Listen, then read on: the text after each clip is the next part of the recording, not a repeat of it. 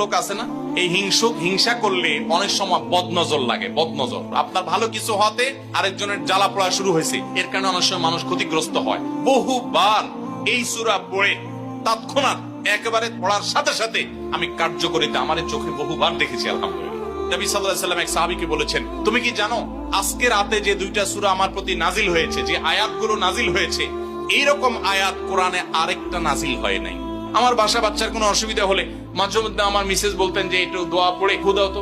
আমি আমার মিসেসকে সাথে সাথে বলি, কেন, তুমি দিলে কি সমস্যা? অনেক সময় বাচ্চাকে নিয়ে আসেন, হুজুর একটু তাকে দোয়া পড়ে ফু দিয়ে দেন, একটু পানি পড়ে দেন। আমরা কি দোয়া পড়ি আজকে সেটা আমি আপনাদের সামনে ফ্ল্যাশ করে দিলাম, জানিয়ে দিলাম। আপনার যদি কোনো বিপদ হয়, আজকে অনেক ভাই প্রশ্নে লিখেছেন, অনেক সময় মানুষ বলে, ভাই আমার বাচ্চাটার এই সমস্যা, আমার ওই ওয়াইফের এই সমস্যা, আমার স্বামীর এই সমস্যা, আমার এই সমস্যা, আমরা আল্লাহর কাছে আশ্রয় চাইতে জানি না। আজকে শিখে যান, এই 2টা সূরা নাজিল হওয়ার যে প্রেক্ষাপট